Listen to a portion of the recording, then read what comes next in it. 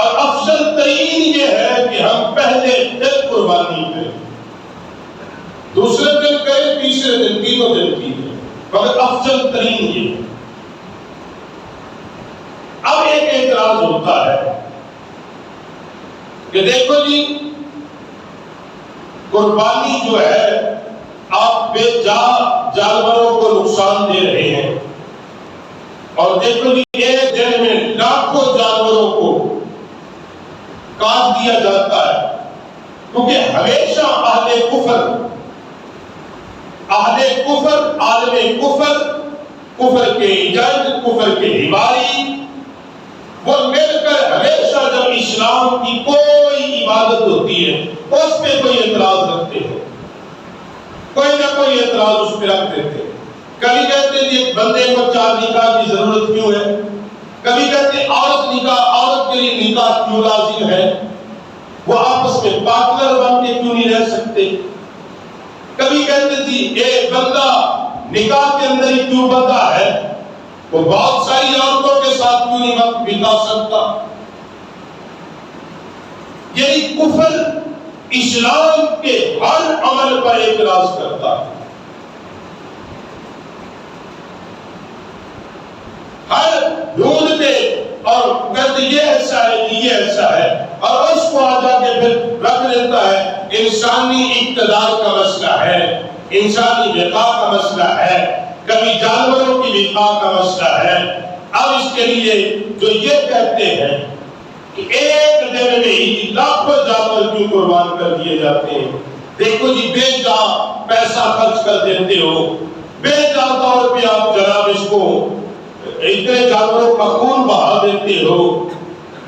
اس کا پہلا جواب تو یہ ہے کہ یہ اللہ کا حکم ہے، اور جہاں اللہ کا حکم آ جاتا ہے بندہ مومن کے لیے ہے کہ وہ پھر رب کے حکم پہ اعتراض نہیں کرتا۔ جو یہ کہے کہ اللہ ایک ہے، وہ وحدہ لا شریک ہے،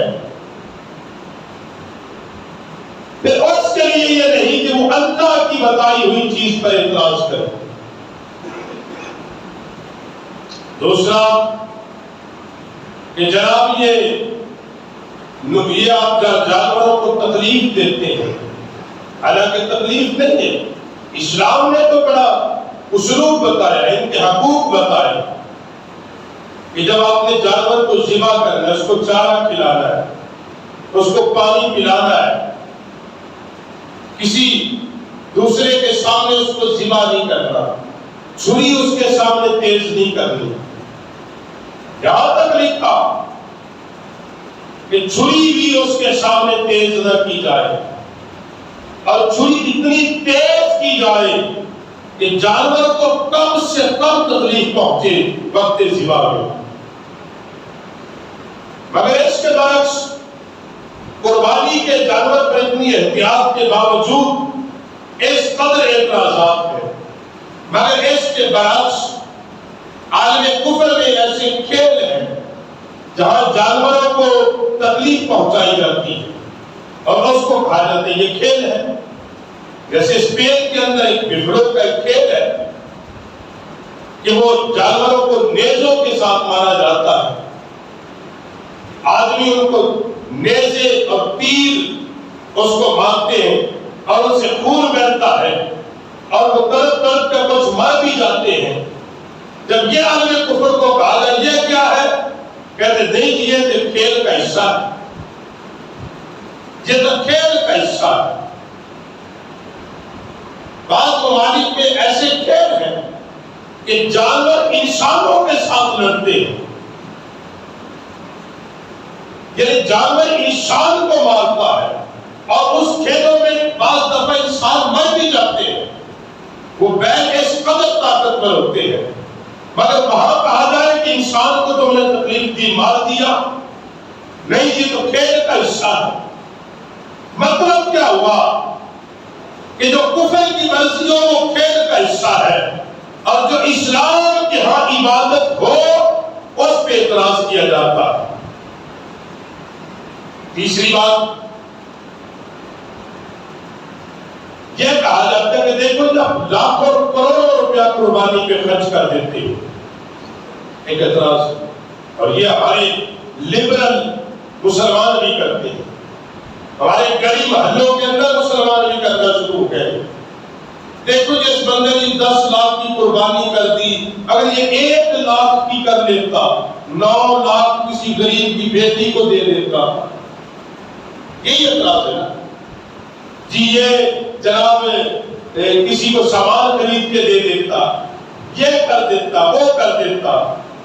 مجھے ایک بات بتائیں، ہاں ایک بار بندہ حج کرنے جائے، ایک حاجی کے کم و بیش 5-7 لاکھ روپیہ خرچ ہوتا ہے۔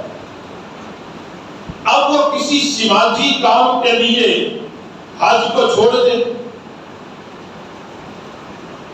حج ایک فرض عبادت ہے نا، کیا اس کو چھوڑ دے؟ ایک مسجد کی تعمیر میں کروڑوں روپیہ خرچ ہو جاتا ہے،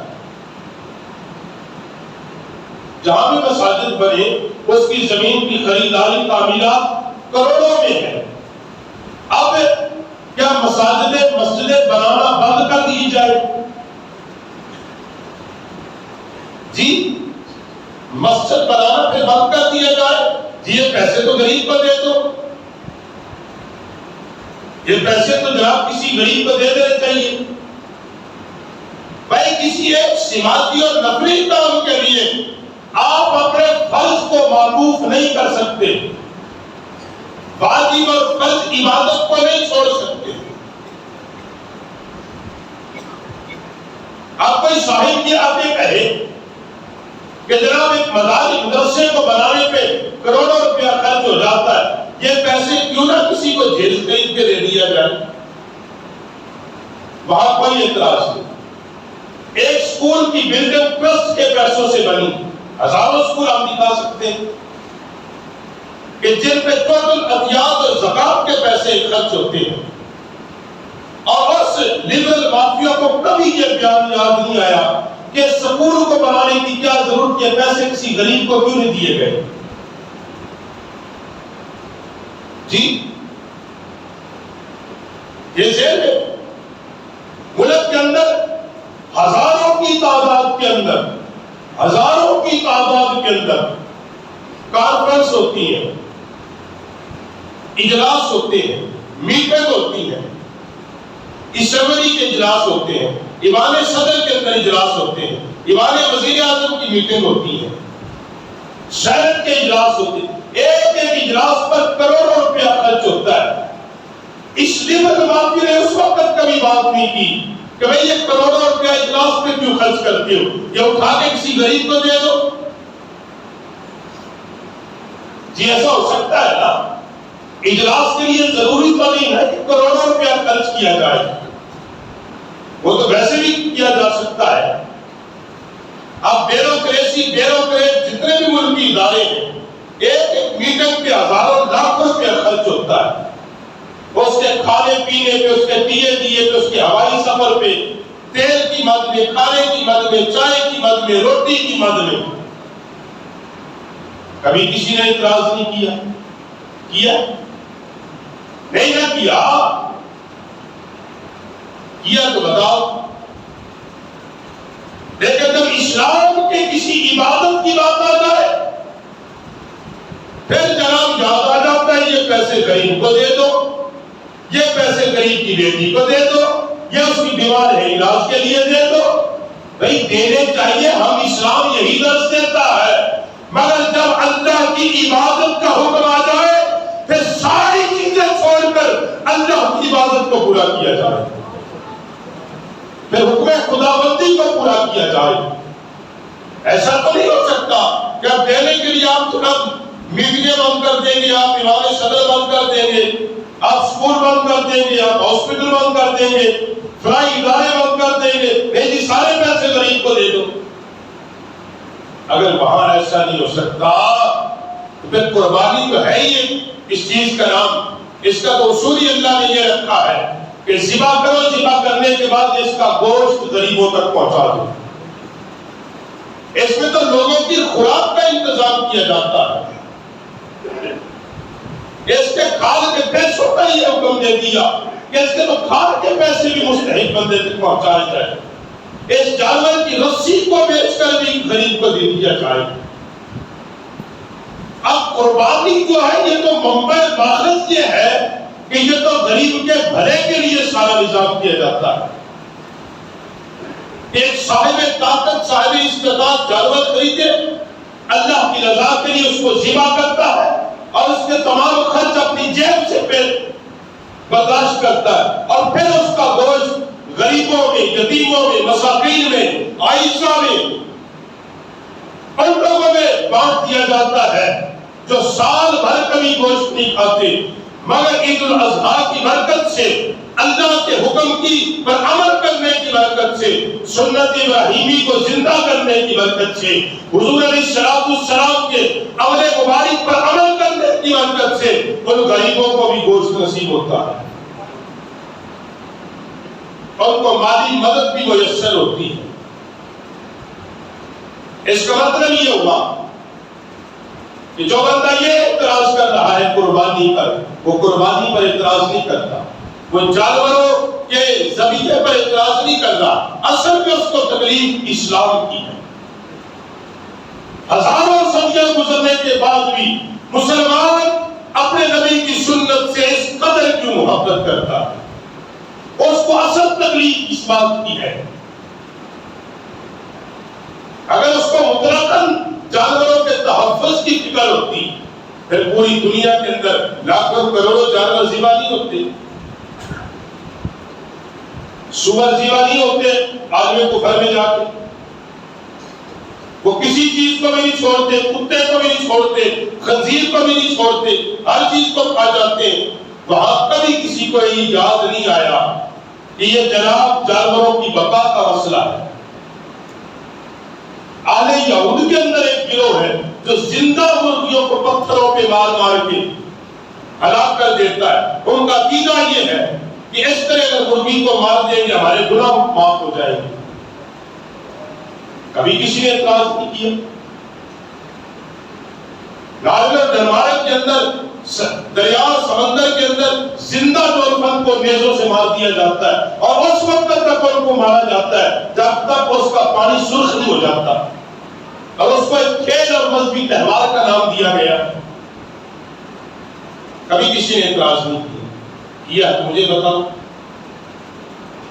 مگر اعتراض قربانی پہ ہمارے مسلمان بھی کہ دیکھو جی اس بندے نے، بہت سارے لوگ جس بندے نے 5-6 لاکھ روپے کا جانور خریدا، اگر یہ ایک کے بجائے 3 خرید لیتا تو کیسا تھا؟ یہ اعتراض ہوتا ہے، کرتے بھی ہیں میرے بھائی۔ جو اللہ کا حکم ہے لن تنالوا البر حتی تنفقوا مما تحبون،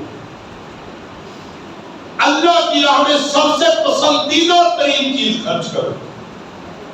جب ایک جانور تمہیں پسند آ چکا ہے، اب وہ 10 لاکھ کا ہی 10 کروڑ کا ہے، بات ہے جو تمہیں پسند آ گیا، اللہ تم سے جو تقاضا کرتا ہے پسندیدہ ترین چیز کی کرتا ہے، پسندیدہ، خوبصورت، فرما، موٹا، تازہ، جو تمہیں اچھا لگتا ہے، جو تمہیں پسند ہے، وہ کتنے کا ہے اس بات کو چھوڑ دیا جائے، کیونکہ وہ جتنا بھی پیسہ آپ خرچ کرتے ہیں وہ دکھاوے کے لیے نہیں، وہ اللہ کی رضا کے لیے خرچ کر رہے ہیں۔ مقصد ہر انسان کا صحیح ہوتا ہے، مقصد تو اتنا ہے انسان کا کہ قربانی کس کا نام، جو میں نے پچھلے جمعے میں یہ بات کی تھی کہ ایام مخصوصہ میں مخصوص جانور کو اللہ کے قرب کے لیے ذبح کر دینے کا نام قربانی۔ اب جو جانور تمہیں پسند آ چکا ہے، اب وہ کتنے لاکھ کا ہے یہ تو ذہن میں بات ہی نہیں ہونی چاہیے، اتنی قربانی ہو جائے۔ لوگ نہیں کہتے جی وہ جی اگر ایک لیے اب 7 ہوگی، 2 لیتا تو 14 ہو جاتی، اتنی دیتا۔ بھائی قربانیاں گنتی کر کے گنانی ہے کسی کو کہ میں نے 14 کی، میں نے 15 کی، میں نے 20 کی؟ اللہ نے جو کبھی کوئی نہیں دیا، اللہ تو کبھی نہ دیا، استطاعت طاقت ہے جتنی ہے اتنی کر دو، مگر کرو خوبصورت ترین چیز۔ اور جب اس کی راہ میں خرچ کرنے کی بات آ جائے پھر گن گن کے نہیں، علماء نے لکھا ہے محمد نے کہا لوگوں جب وہ رب بے نیاز تمہیں گن کر نہیں دیتا جب اس کی راہ میں دیتے ہو پھر تم کیوں گن کر دیتے ہو؟ ہم گن کے دیتے ہیں مگر اس نے کبھی گن کے نہیں دیا، وہ بلا حساب دے رہا ہے۔ اس لیے حضرات گرامی قدر قربانی عید الاضحیٰ یہ عظیم تہوار ہے، دل کھول کے اس میں خرچ کیا کریں۔ قربانی کا جانور اپنے طاقت اور بساط کے مطابق خوبصورت ترین جانور خریدے جتنی آپ نے توفیق دی، خوبصورت ترین جانور خریدے اور جانور خریدتے ہوئے پیسے خرچ کرنے میں کنجوسی نہ کریں، کیونکہ یہ جو پیسہ خرچ ہوگا یہ ایک پیسہ خرچ ہونا تمہارے لیے باعث عبادت ہوگا، عبادت ہوگا۔ پھر نبی نے فرمایا جیسا جانور کرو گے قیامت کے دن ویسا ہی تمہارے حضور پیش کر دیا جائے گا، وہ اللہ کے حضور پیش ہو جائے گا، مالک مجھے اس نے قربان کیا تھا جی۔ اب ہمیں اس چکر میں نہیں یہ 7 تگڑیاں سمجھے 14 نہ کر لیے تو 14 کر لیے سی مرے ہوں کے۔ اب گوشت کی تقسیم کا میں نے پچھلے جمعے میں بھی عرض کر دیا تھا، 1-2 باتیں اضافی مسائل آپ سن لیں۔